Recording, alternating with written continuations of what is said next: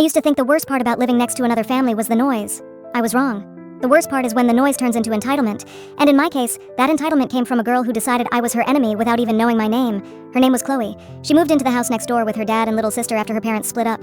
At first, everything seemed normal. Friendly smiles, small talk in the driveway, nothing strange. But that lasted about a week before the chaos started.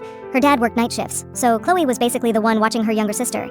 Except she did not watch her. She just yelled at her, constantly. It was nonstop bickering through the walls. Sometimes I heard them arguing at midnight, sometimes at 6 in the morning, and every time it ended with a door slamming so hard my picture frame shook. One morning, I was leaving for work when I saw Chloe sitting on her porch, crying. Her sister stood next to her, looking worried.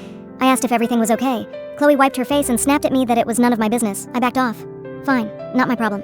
Later that week, things took a turn. I came outside to find a note taped to my front door. It said I needed to stop staring at her dad every morning because I was making Chloe uncomfortable. I did not even know what her dad looked like because I left for work before he ever came home. The whole thing made zero sense. I ignored it, thinking maybe she was going through something. But the next day, she left another note.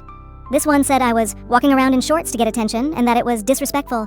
I live in a warm state. Everyone wears shorts. It was getting weird fast. The breaking point came when I walked outside to take out the trash and saw Chloe standing in her yard recording me with her phone. I asked what she was doing. She said she was collecting proof that I was trying to make her dad look at me. I asked her to put the phone down. She said she would not. That night, I heard her on the phone through the open window. She was telling someone that I was obsessed with her dad. She said I came outside to show off. She said her dad was uncomfortable. I felt nauseous. What if she decided to twist things even more? What if she got her dad involved? Then I remembered something important. Our neighborhood had strict HOA rules because of an issue years ago. One of the rules was clear. Any minor causing repeated disturbances or harassment toward neighbors resulted in automatic HOA intervention, and every house in the neighborhood received one warning. After that, the HOA fine doubled every month until behavior changed. Chloe had no idea, but I did. So the next morning, I wrote a report. Not dramatic, not emotional, just factual.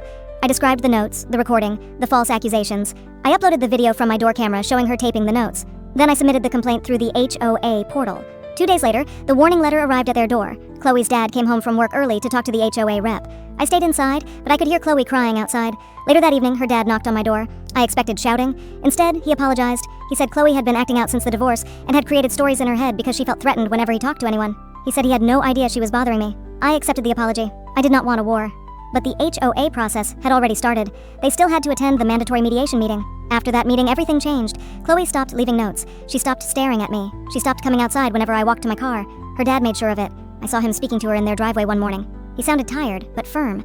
A week later, her sister left a drawing on my porch. It was a little crayon picture of our 2 houses and a sun. On the back, she wrote, "Thank you for being nice." I guess she had seen more than anyone realized. Chloe does not talk to me. She barely looks at me. And honestly, that is fine. Sometimes the only way to stop someone's imagination from turning you into a villain is to give reality a louder voice. In my case, it came in the form of an HOA letter taped to their front door.